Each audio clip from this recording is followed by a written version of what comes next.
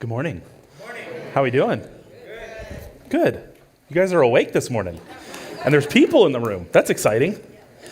Well, welcome to church. If you're new here, my name is Seth. I'm one of the pastors here at The Well. And before we get started this morning, I actually wanted to share something with you that the pastors are doing this year and hopefully for years to come. This morning at about 8 a.m., you got an email. And I'm telling you this because I know you don't check your emails. And so you should have gotten an email about 8 o'clock this morning just titled Spiritual Health Assessment. So basically what we're wanting to do is we're just sending out a brief survey. It should take you no more than 10 minutes to fill it out. It's fully anonymous. There is no way for us to figure out who sent what answers to us, but it gives us an idea of where we are as a church, where we need to go in the future. So if you guys wouldn't mind taking the time, go through, fill out that survey. The more people fill it out, the better we as your pastors know how to serve and to love you. And if you have to ignore the first 10 minutes of my sermon to fill it out, I'll allow it. I don't like it, but I'll allow it. Now, when I was about maybe 7 years old, I used to go to my grandma's house all the time. She'd pick us up from school. It was always myself, two of my cousins, and my brother. She was basically the one that watched us all the weekdays. And so about when I was 7, we were all there. It was the same crew that normally was there. And I had been inside for the duration of this day. So I actually didn't know that everybody was outside and rushed inside in a panic because I had already been inside. My grandma was on the phone, so she didn't notice as I, in as much ignorance as humanly possible, decided I'm going to go in the backyard and play on the swing set. And so now that everybody's rushed in, I'm going outside onto the swing set, and it's on my way to the swing set that I realized why my grandma was now poking her head out the door at me and screaming at me to come back inside. Because I looked down next to me and there was a snake, like literally maybe 6 inches from my foot. But me, in my little 7-year-old brain, I'm like, it's green. That's probably fine. And so I just proceeded to the playground, went to go play on the swing set, and eventually the guy who my grandma was on the phone with, he showed up to catch the snake, take it out of her yard, and get rid of it, and all of that. Now, why do I tell you this? It's because there is a peace that comes from utter ignorance, right? We can agree with that, right? Like that was me. We know that. And if you don't know that, then never mind. But like there I was in this moment, standing next to the snake, and yet I was the only one in this entire scenario who was at peace. Everybody else was panicking. Everybody else decided there's a snake on the property. We're all going to die, and it's going to be the worst. And I'm like, it's green. It's fine. I'm pretty sure that's how snakes work. But ultimately, what we know is this wasn't real peace, right? This wasn't real peace. This was just a boatload of ignorance, which is my life. But what we find as we start to dig into the scriptures, and as we spend this week looking at the peace of Jesus, is we find that the peace of Jesus is very different.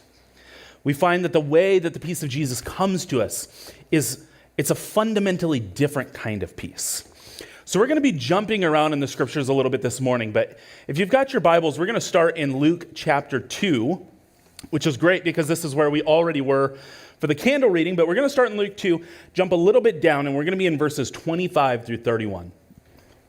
It says here in Luke 2:25, now, there was a man in Jerusalem called Simeon, who was righteous and devout. He was waiting for the consolation of Israel, and the Holy Spirit was on him. It had been revealed to him by the Holy Spirit that he would not die before he had seen the Lord's Messiah. Moved by the Spirit, he went into the temple courts.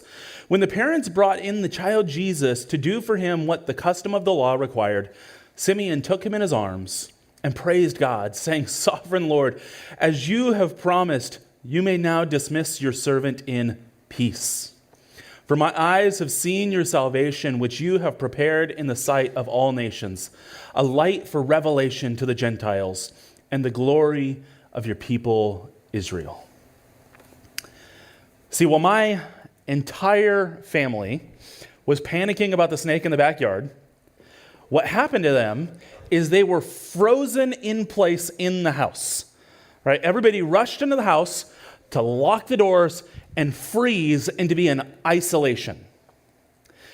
It is in response to seeing Jesus that Simeon can now move forward in what he's doing.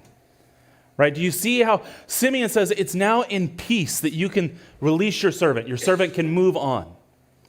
You know, one of my favorite things about preaching and teaching is that how often actually I don't realize something until it's maybe in the study process, it's in the writing process, sometimes in the preaching process that something pops out to me and I'm like, oh, that's really cool, God. I hadn't noticed that, right?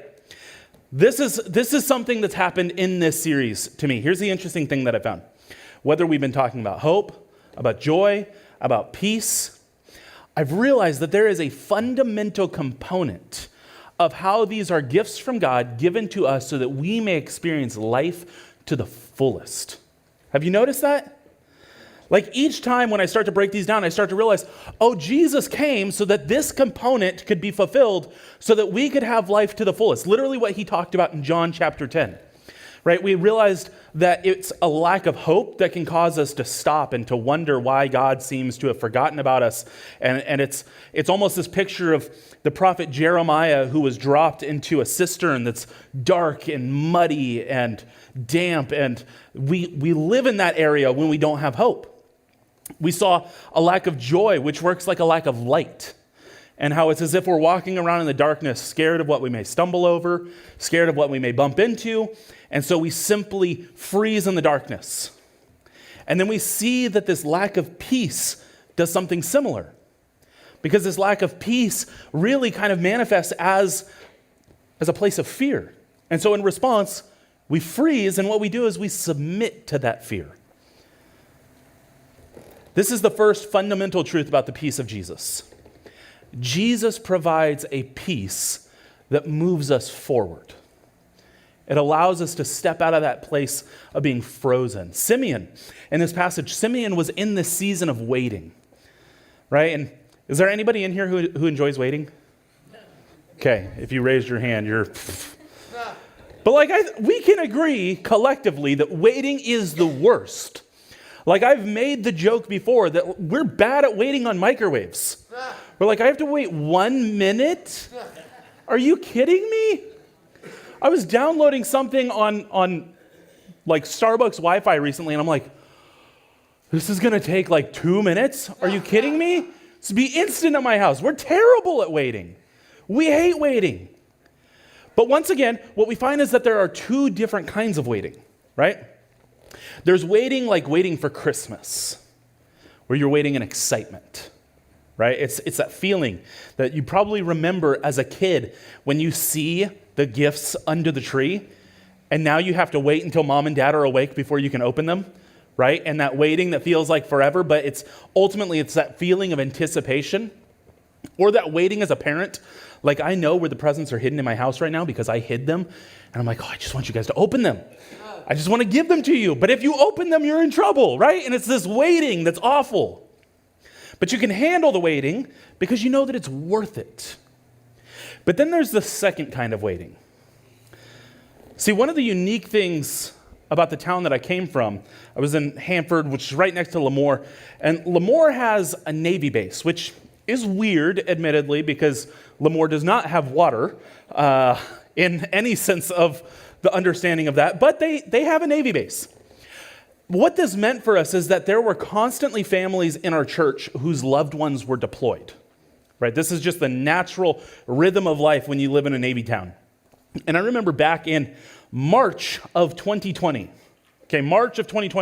there was a significant COVID-19 outbreak on a U.S. Navy ship. And I knew people who had family on that ship, who had loved ones on that ship. Do you know what we knew about COVID in March of 2020? We knew nothing, right? We're trying to figure out, should we be scared? Should we not be scared? Is it fine? Is this the most dangerous thing that's ever happened in the history of humanity and we all need to be panicking, right? Like we didn't know what to do with this. Then July of 2020 comes, the same year, and there was a Navy ship that caught on fire. And I knew people who had family on that ship. And that ship led to dozens of injuries.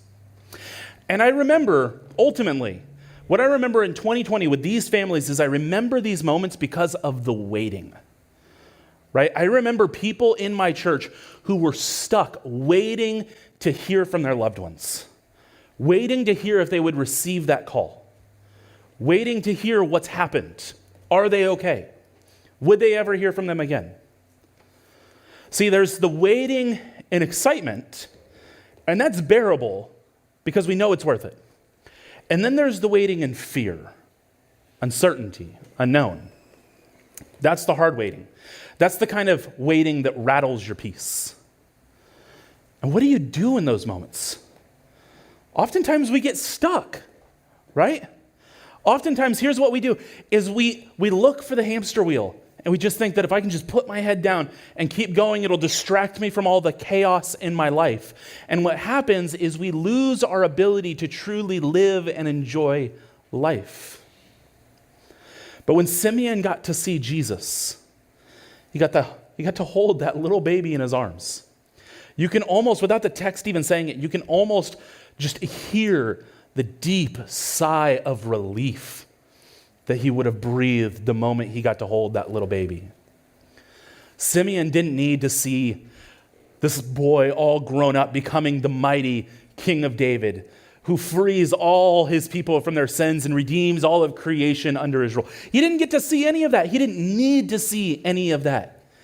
He just needed to see the infant who God promised. That was enough for him.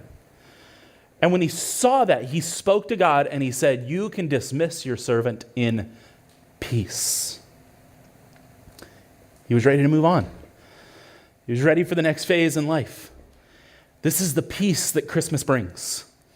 That without seeing all the triumph of Jesus, just to see that little baby, it's our reminder of the peace that this God brings. This peace that enables us to let go of fear and to move forward in our lives, no matter how scary we've decided the next phase of our life is. St. Augustine said this. He said, quote, "Peace is the tranquility of order." Or in other words, peace is when there is a calmness due to a lack of chaos. That makes sense, right? There's not chaos, it's calm, that's peace. Which, listen, sounds great, but listen, Augustine, you haven't been here for a little while, right? You've been dead for a little while. You haven't seen the place where the world's gotten. You didn't get to see the 2024 election and how all that went down. So I don't know, but listen, it seems a little chaotic to me, right? I look around and things are pretty chaotic. So how in the world am I supposed to have peace if there's so much chaos? Do we just give up on this idea of peace? And we're just giving over to chaos? But this is where Simeon and his story comes in. He helps us to see the greater expression that Augustine was trying to reveal. Simeon did not yet see the order of Jesus. Right? When we talk about order and we talk about Simeon didn't see order, right? Simeon still lived under Roman oppression. There was no tranquility. The closest thing to order was Caesar saying that, hey, if you don't calm down, I will kill you. That was order. That's what he lived in. And yet, Augustine realized the deeper reason that Simeon was able to have peace in the midst of all of this. See, peace is not just the absence of war or strife when we look around at all the things of the world, but it's the presence of a proper alignment with God's will. This is something that starts internally, something that starts in us. This true peace exists when our hearts, relationships, societies are ordered according to God's purposes. And it results in this deep and abiding tranquility. And listen, when I say our hearts, our relationships, and our societies, we hear hearts and we're like, okay, we can have peace there. Our relationships, we can maybe figure that out once Christmas is over. And then our societies, and we're like, ugh. But listen, we start in the smaller areas, right? This is why it starts in our heart. This is just you. Can you trust God enough for peace? And then it goes from there to our relationships. And then to our societies. Listen, your society, let's first and foremost think about your oikos. right? Those 8 to 15 people who God has strategically placed in your life for you to share the gospel with them. Can you have peace there? And then it starts to trickle out, right? This is how this works. And so by getting to hold that little baby boy, Simeon was able to recognize that God is on the move, that God is doing something. And as someone who follows God, as a follower, Simeon can be on the move too. See, every Christmas we're reminded of this truth, that we can embrace the peace that God is ordering all things to himself and to his will. And if we are also willing to allow ourselves to be ordered to him and his will, then we can live fully with that peace in our lives. We can live in that peace, and then we can move forward. We don't have to be frozen in fear. We can step into the things that God has for us. But then we run into another problem. What about when we're supposed to stay still? Right? Because you talk about moving forward, and then somebody in here, I don't know who, but somebody is thinking, what about that verse that says, be still and know that I'm God? Right? Well, let's talk about it. See, have you ever tried to be still and also be at peace? It's not easy, right? Like, this is the idea of inertia. It's a science word for those of you who don't like science. If people talk math words to me, I'm out. So I understand that. But this is like if you have been living your life at a sprinting pace, right? You are somebody who cannot say no to anything. You're involved in too many things, and so you are sprinting and sprinting and sprinting. It is going to feel absolutely impossible to experience peace in the stillness. You're going to find yourself thinking of all the things that you need to do. Ultimately, what you're going to find is you're going to find yourself thinking about all the things that you feel you need to control, and you're not going to be able to sit in peace. And so this is why Philippians chapter 4, verses 6 and 7, it says this. It says, do not be anxious about anything. That's already impossible, right? I'm like, whoa, okay. Do not be anxious about anything, but in every situation, by prayer and petition, with thanksgiving, present your requests to God. And the peace of God, which transcends all understanding, will guard your hearts and your minds in Christ Jesus. See, it is when we take the time to slow down, take a breath, that we start to realize just how loud our inner life is and how busy the world is around us. This is like trying to have peace in those moments when you have family deployed and you're waiting, hoping for a call. This is like trying to have peace in the moments when you're waiting for the results of a biopsy. Right? I've told this story before, so I won't share in as much detail, but when we were having Felicity, our oldest child, basically everything that could have gone wrong did go wrong. Katie's placenta ruptured, and that caused her to be in extreme pain while giving birth. I remember they were monitoring the baby's heartbeat, and I remember having that little computer screen with the green line on it that's supposed to be going up and down, and instead it's a flat bar. And I remember seeing that flat bar for what felt like an eternity. And the nurses, they rushed in, and they were clearly panicked in this moment. Do you know how hard it is to hold it together when the nurses are panicked?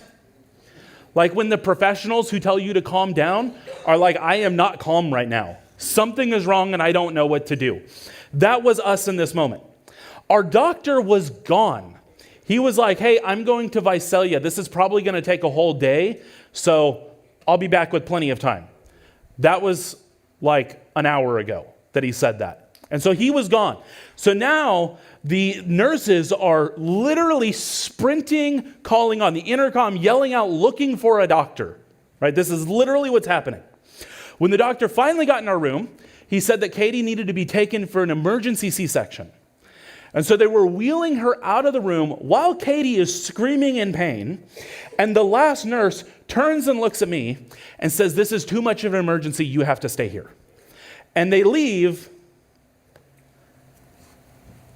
And now there I am, all by myself, just fully alone in this moment. And listen, Katie had the harder job.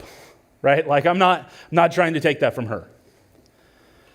But I'm sitting in this room completely and utterly alone. Like the sheer just panic that was happening in there, the screaming that was happening in there.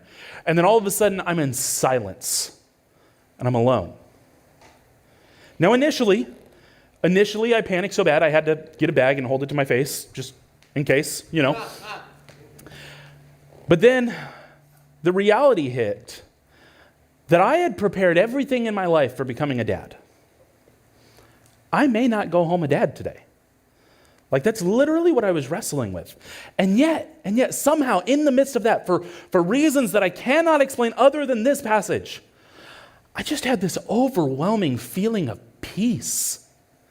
Like in the sense that you almost feel guilty. Like, am I allowed to feel this kind of peace right now? And the best way that I can describe what I went through is in that moment, I was completely alone until I realized that right there in the presence of all of this chaos, Jesus brings peace. And there he was. Like it was right there in the birthing center at Adventist Health in Hanford, California, that Jesus met me and he held me.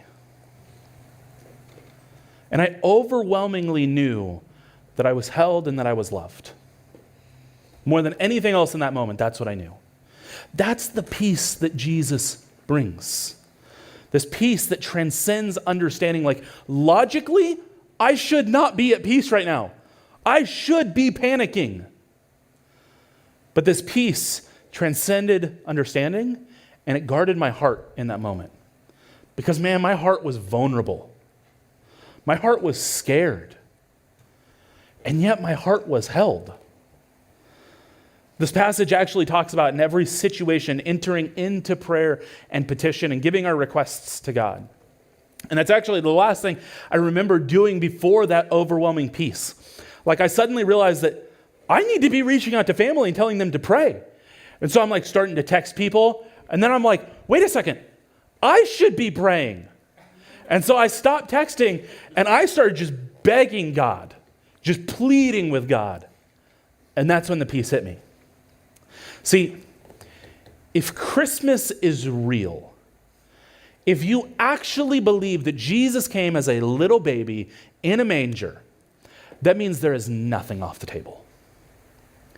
That this God of the universe, this King of kings, Lord of lords, owns everything, needs, wants nothing, made the decision to step out of his throne room and into a dirty manger. There is nothing off the table for you to bring to him. It's all there. When life forces you to sit and wait in the most miserable circumstances, you can look to him for the answers. You can look to him for peace. And here's what I love. See, last week I mentioned people who have told me, they've said, Seth, there's nothing to worry about while I'm in the midst of a panic attack, right? And how little that helps. And we all know, hopefully, that does not work. We know that's like telling your wife to calm down in an argument, and you just don't do that. But this passage tells us that the peace of Jesus does not just guard our hearts, it guards our minds. That's what I need, right? Like, does anybody else's mind move faster than the pace at which you can worry, right? Like your mind you're like, I'm not done worrying about this, and you've come up with 12 more things for me to worry about? That's my brain. My brain just spirals. It's like it looks for black holes and then chases after them. And yet this passage tells us that the peace of God guards our minds. That's incredible. Here's what Christmas does for us. Christmas reminds us that when God became a human being and was born into that manger, it was in that moment that God's most magnificent plan was coming to fruition. And yet, darkness was still at large. Evil had not been defeated. Suffering was still very real. But it was in that moment that we realized we can finally take a breath. You can finally be still enough.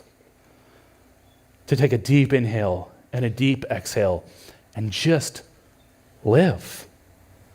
Just receive that peace. That you can let God guard your heart and your mind.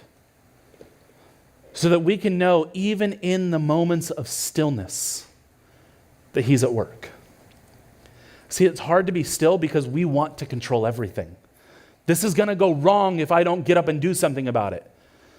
And so being in stillness and being able to be in peace and stillness is to say, literally, if I do nothing for the rest of my life, God still has this in control. God's not like worried that the world's going to slip out of His grasp and fall into oblivion. He's got it. He's got you. Your control doesn't matter that much to Him. It's there more than anything for your discipleship, for you to learn how to love and to trust Him, not for you to fix the world. That's on Him. And He's got a better plan for you than that, for that anyway. See, do you know what I did to save my little baby girl when that machine started showing that flat green line for what felt like an eternity? Nothing. What could I do? I'm not a doctor. I pass out when people talk about blood. I don't even have to see it. Like, there's nothing I could do in that moment. Now, sure, listen. The doctors and the nurses, they worked hard to preserve their health. And I am forever grateful that they went to school and took far more classes than I did and paid lots of money for those classes so that they could be well educated and do what they needed to do to save my family. Right? I am grateful for that. But I believe that long before any of that happened, that God knew it was going to happen and that God had a plan. You know what's crazy?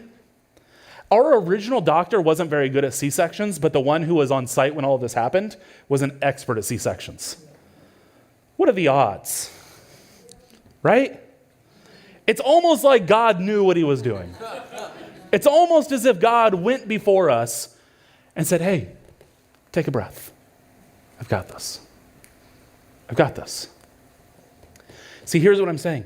It was in my stillness that God was able to do what He does best. And while God was at work, He was also seated right next to me. That's the incredible thing, that God was at work in that operating room, and simultaneously He was seated right next to me, holding me and assuring me, it's okay, Seth. You can breathe. You can breathe. See, sometimes we need peace to push us forward because we're stuck in the darkness, we're frozen in fear, and so we need to be pushed forward out of the waiting like Simeon so that we can move into the next phase of our lives. But sometimes, and I think this is especially true during the holidays, that we need peace that can hold us tight as we sit still. When there's nothing we can do, we can trust that the Prince of Peace is doing what only the Prince of Peace can do. See, once Katie and I came through to the other side, the side that we're now on, we realized that there is a story to tell of God's goodness. That people should know this. People should know how He held us and how he took care of us. There's something that we had to share because of the peace that God afforded to us. We realized that this peace isn't meant to be kept to ourselves, but that we were given this peace so that we can share it. Luke chapter 2, verses 13 and 14. This is what was read a little bit earlier. Suddenly a great company of heavenly hosts appeared with the angel, praising God and saying, "Glory to God in the highest heaven, and on earth peace to those on whom His favor rests." When the angel said, peace on earth, I want you to know that this was not just a statement that they were throwing out there, but rather this was a declaration of what the birth of Jesus was bringing. Peace on earth. And not only that, but this was a declaration of what we get to partner in with Jesus. All the things that Jesus is doing, all the goodness that He is bringing, and He invites us into that. That's what Christmas is. That God didn't sit up in His throne and say, don't worry guys, I'll fix it all from up here. But that He came down to us and He said, would you come alongside me while I fix it? Would you partner with me while I fix it? When the time finally came for the Messiah to come from heaven, all of heaven rejoiced and they proclaimed the peace on earth that was still to come. They were declaring over creation what was going to be a result of the coming Jesus. And when the text says that the peace is coming on those whom favor rest, this is designed after a Hebrew idiom. That basically what this is saying is, it's talking about the people of God's good pleasure. Church, somehow, even in all of our brokenness, and knowing all that this would cost Jesus, he is able to delight in us. That's incredible. Like, listen, hear me out. Because of our sinfulness, our brokenness, we are the scum of the earth. Like, we are awful. Our sin is unbearable. And yet Jesus looks at you and says, mine. He looks at you and he has pleasure. He is so infatuated with you. Like, that should overwhelm us, that Jesus can look at us in that way. And that he can call us into his family. And so here's what we do with this. See, as followers of Jesus, we do just that. We follow Jesus. We do as he did. And what we find that life is messy, and we get upset with people. We hold grudges. We forget the things that we're supposed to be about. And we start dividing our lives into who's in and who's out. Right? And then Christmas comes, Thanksgiving comes, and we sit around our family, and all this talk about peace is out the window because it's utter chaos. And I think that what we fail to realize sometimes is that as a church, when we come together every single week, it's almost like this happens all year round. We start to get agitated with each other. We start to get irritated with the thing that I can't believe he does that, and he does it every single week, right? Not me, obviously, it's you guys. And this is what we do. We start to get agitated. We start to get irritated. And we start to think about, well, these people are in my group and they agree with what I think about this thing. And these people are out. And we start to build these things. But again, this is why I think Jesus liked children so much. Because think about how the holidays go with children. Like, do you realize how many times a day my kids tell each other they're never going to play with each other ever again? Like, it is a regular occurrence in my house to hear them scream through sobs, "You're mean. I'm never playing with you again." And then do you know what happens? They find something that they like, and they're overwhelmed that I have to share this with my sibling. Right? Like, Parker's just got done screaming at Felicity, and he's like, "Felicity, come look at what I found in my video game. Come look at this. Will you play it?" I'm like, you just said you'd never play with her again. Right? This is why Jesus loved kids. They're so quick to forgive. And I think that ultimately here's what happens to us as we grow up. I think we struggle sharing the peace of God with those who need it because we're insecure. In the book, The Scandal of the Kingdom, Dallas Willard talks about this forgiveness of children and how children are willing to offer this forgiveness. And here's what he ended up saying about it. He says, quote, "Children who have not been deprived of their sense of worth can be relaxed, trusting, and spontaneous. But as they grow up, they learn they must defend and validate their worth and no longer live with the presumption that they will be loved and accepted. Many of us have much to learn and unlearn about ourselves and God in this area." Unquote. Do you see how all of this starts with our sense of worth? Do we perceive ourselves as worthy or not? Do we perceive ourselves as loved by others or not? When we're feeling self-conscious, what we do is we keep to ourselves. We isolate. But when we're secure in our identity and just how valuable that we are to God, that's when we can truly participate in the mission of God. Children don't worry about all the nuances of life and love. They live at a reckless pace. My wife literally texted me this morning that the kids, Parker, got feces all over everything, and while she's bathing him, Nora smacked her head on something. She just got rid of her 2 black eyes.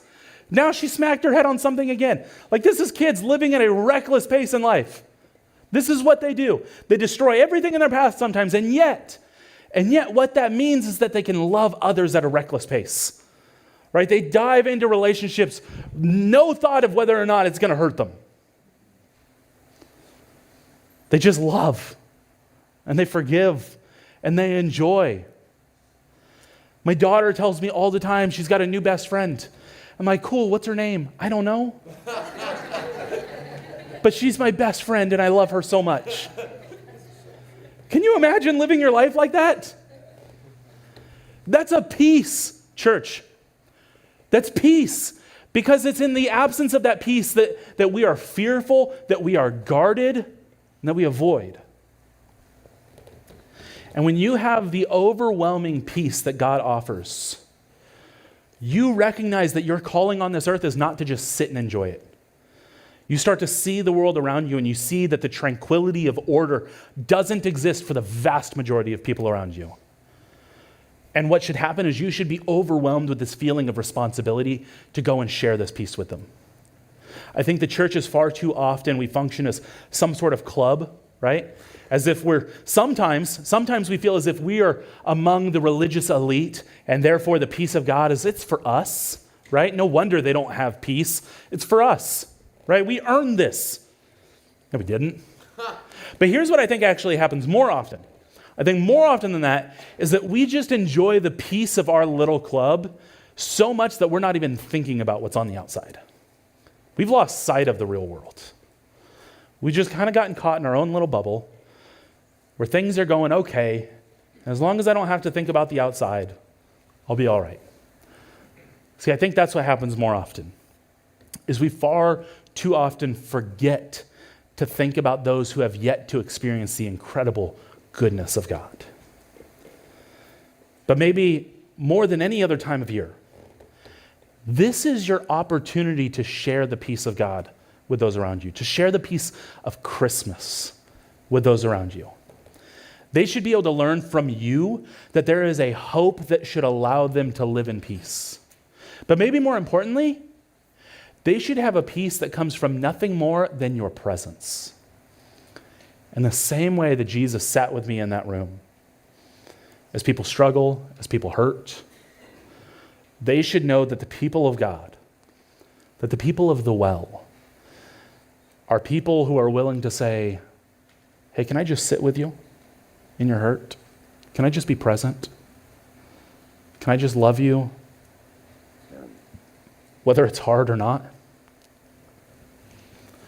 Because, see, it's precisely that reminds them of their sense of worth and allows them to be freed from their insecurity. In the same way that God has held us in all of our own brokenness, you can sit with those who don't know God or His peace. You have the opportunity to be a beacon of peace in the lives of those who only seem to know chaos. See, the angels declared peace on earth. They didn't declare peace on 2500 Claus Road to those on whom God's favor rests. Peace on earth, right? And the reason that we get to experience this peace is because somebody on the other side of the planet decided that peace was good enough to share with their friend, and that friend shared it with their friend, and so on and so on and so on, until somehow it ended up here in Modesto. And so if that's how it got to you, then isn't it only fair, only right, that we would share that peace with others who need it so much? 1 John chapter 4, verse 19 says, we love because He first loved us. As we acknowledge loving others by sharing the peace of God with them. Listen, I recognize that there may be someone here today who's never gotten to experience the peace of God because they've never known the reality of God's love for them. I want you to know, first and foremost, that He loved you first. He actually loves you far more than you could possibly fathom, flaws and all. He loves you so much that He became a baby and lived through all the suffering in this world to finally be put to death in one of the most brutal ways for the sake of all of your flaws. And after raising to newness of life, He invites you into that life by believing that He died on a cross and rose again from that grave. And He says, if you believe that and you confess with your mouth that He is Lord, so what Romans 10 chapter 9 says, you will be saved. I want you to know that is your invitation today. That if that's you after the service, I'm going to be available here up front. We've got prayer partners that'll be in the back, and we'd love to pray with you. We'd love to answer your questions. For all of us, there are 3 takeaways on what we should do with this peace of God. Number 1, embrace the stillness of God in seasons of waiting. We hate waiting. So embrace the way that God is still in those moments. Sit with him in those moments. When it's eating at you and you can feel yourself just wanting to go and to do and to do and to do and accomplish, recognize that God is still and sit with him in that. Number 2, surrender your worries to God in prayer. Sometimes I just convince myself, well, God knows everything, so that makes it easy not to pray. But what I find is it's actually in my sitting with God, telling him what I need to tell him, that I need to verbalize these things, that I need to get them to God. This is when Paul talks about in Philippians, that peace that transcends all understanding. He tells us first to give everything to God in prayer. So surrender your worries to God in prayer. And number 3, celebrate and share God's peace with others. This is your opportunity to identify somebody. I'm certain you can think of somebody in your life who's experiencing chaos this Christmas instead of peace. Share the peace of God with them. Share the love of God with them. Sit in the stillness with them. Sit in the chaos with them, whatever that may be. So number 1, embrace the stillness of God in seasons of waiting. Surrender your worries to God in prayer. And celebrate and share the peace of God with others. Would you pray with me? God, we want to thank you this morning, first and foremost, for your goodness. We want to thank you also for your peace, that even no matter what the world looks like around us, no matter what our own homes look like, that you offer us peace. And God, sometimes we struggle with embracing that peace and we keep running back to the chaos. We keep trying to control things on our own, creating more chaos. God, would you just give us the moment to still ourselves, to take a breath, and to live in your peace. God, would you so overwhelm us here at the Well with your peace that we can begin to celebrate it and to receive it with joy in a way that we can start to bring this peace out to others, those who need it most. And would you give us endurance in that, God? Would this Christmas season be a moment that you would use for the Well to show your love to others? God, we love you, we praise you, and we thank you for the things that you have yet to even do in our lives. And it's in Jesus' perfect name that we pray. Amen.